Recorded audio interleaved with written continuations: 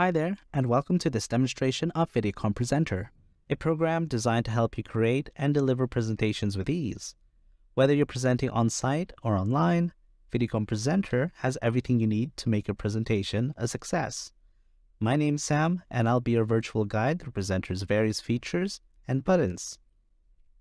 I've segmented this video into 3 parts: preparing your presentation, delivering your presentation, and settings. For the sake of this demonstration, I have also prepared pre-made videos that use features that are not used by the VideoCom platform, such as zooming in and speeding up certain parts of the screen. But I have strung these videos together inside VideoCom Presenter to make your viewing experience as seamless as possible. With that said, let's get started. The first part of this demo is all about preparing a presentation. Here, I'll show you how to set up a project, add slides, and add overlays and annotations to make the presentation more engaging. When you open Presenter for the first time, you'll be prompted to connect an existing presentation. You could also click the Connect button here. You can choose between adding a PowerPoint presentation, a Google Slides presentation, a PDF document, or start with a blank presenter slide. For this demo, I'll connect an existing Google Slides presentation. We streamlined the process so when you connect your Google account, a list of the presentations you made from Google Slides can be selected directly from Presenter. After highlighting the presentation and clicking Select, your slides will show up on Presenter, along with any notes you've added beforehand. If at any point you made changes on the Google Slide presentation itself, on Presenter, just click the Resync button on top and it will update the slides on Presenter to reflect the most recent changes. Clicking the command menu next to the Resync button will give you an option to open the presentation directly. For example, this one opens my Google Slides presentation on my browser, which makes it accessible for easy editing. Next, let's talk about projects. Any presentation and slide enhancements that you make with a Presenter is added to the project. You can create, open, or save projects as a file in your computer. What makes it amazing is that you're not limited to just one project, but you can also manage multiple projects and switch between them at any time within Presenter. This is useful if you have upcoming presentations and you want them to be just a click away. To add a new slide to the presentation, click on the Add Slide button. This will bring up a menu where you can choose the type of slide you want to add. You could choose between a blank slide, a camera, a video or image file, a web page, or My Screen, which can capture your monitor or a specific window. These slides can be added alongside your existing presentation. Once a slide is added, you can drag and rearrange them in whichever order you like. This is useful, for example, if you are in a meeting and you want your camera to appear first, and when it's time to present, you could move on to the slides you imported. To remove a slide, just hover over the slide and click on the trash icon. You can also add in transitions so that when switching slides, it'll show a brief animation that can aid your audience in knowing that a slide has changed. And that is it on slides. Now it's time to enhance them further with overlays. You can personalize your slides even further and make them feel more dynamic by adding in overlay elements, which you could then resize and rearrange to any position on your current slide. To add a camera overlay, click on the Camera button. This will allow you to select your camera and add it to the slide. With cameras, we put in extra features such as an AI-powered background removal and a circle mask, which can greatly help if you want more of the background to be seen. To add an image overlay, click on the Images button. You can add image files either directly from your computer, from images stored in the VideoCom cloud, or from Unsplash, a repository of high-quality images that you can use for free. To add a video overlay, click on the Videos button. You can add videos from your computer or from the VideoCom cloud. To add a text overlay, click on the Text button. This will allow you to type in your text and customize it with different fonts and colors. To add a web page overlay, click on the Web Page button. This will allow you to enter a URL and add it to the slide.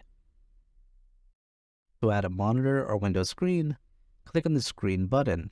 This will allow you to select either an entire monitor or a specific window on your computer and add it to the slide. And that's it on adding overlays to your slides. Let's move on to annotations. If you want to direct your audience to a part of a screen, a great method is through annotations. You can use a laser pointer or create shapes through freehand, circle, rectangle, or arrows. You could also change the color and size of your annotations. The Presenter Notes area lets you jot down just about anything specific to each slide of the presentation. If you want to relocate your notes so that they appear either on the bottom or top of Presenter, click the Change Position button. Personally, I like moving my notes to whichever position is closest to my camera. And that's it for preparing your presentation. In the second part of this demo, we're going to be focusing mainly on the two primary ways to present your slides, namely recording and live presentation. To start a recording, click on the Record button. This will allow you to record the video and audio as you go through each slide. To stop a recording, click the Stop button. This will upload your recording directly to your cloud account or on your computer depending on your settings. To pause a recording, click the Pause button here. When clicked, Presenter won't continue any recording and the buttons will change to orange until you click the button again to unpause. If you make a mistake during the recording, don't worry. Just click the Redo Slide Recording button and it will cut back the recording to the moment you move to that current slide.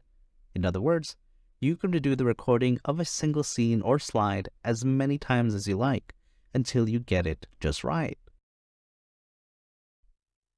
And that about covers the recording side of Presenter. Let's move on to displaying your presentations to audiences online or on site. To present your slides, click on the Present button. The first option here is a web conferencing tool. One of Presenter's biggest features is its ability to be detected by other conferencing tools as a virtual camera. If you're presenting on softwares like Zoom, WebEx, or Teams, to name some examples, you can select VideoCom Presenter as the camera, and it will show your slides in place of your webcam. That's not all. You can also go to the microphone settings of your conferencing tool and select VideoCom Presenter as the microphone as well. This will use Presenter's virtual audio device and is useful if you have any overlay elements like videos added in Presenter that you want your audience to hear as well. And that's it on how to use Presenter's virtual camera and virtual microphone feature. The other option under Present is Project to a Screen.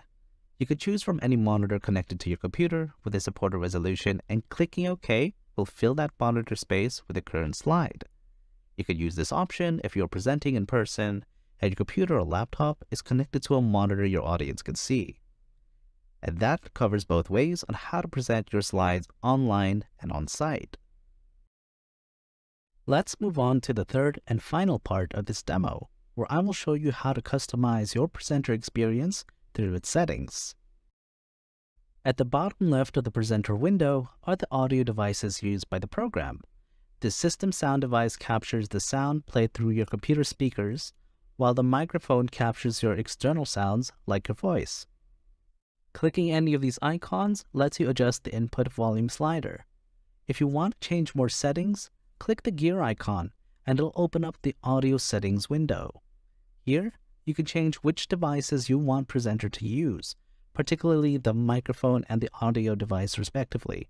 In the microphone settings, you can choose to enable noise suppression, which helps reduce unwanted background noise during recordings. It'll also be good to note that whichever you set here is what Presenter's virtual audio device will use when selected on conferencing software. And that's it for the audio settings. For the last section of this demo, I'll show you the other settings you can adjust on Presenter. In the general settings, you can change the behavior of Presenter when it comes to elements and recording. Each of these options are straightforward in what they do, although I want to highlight the option hide presenter from screen capture because of how common some presenters need it. When enabled, this is useful if you only have one monitor and you don't want presenter to be shown in your screen captures. In the recording settings, you can change your recording preferences. You can set the recording location from either saving it in the cloud, or the local, or both.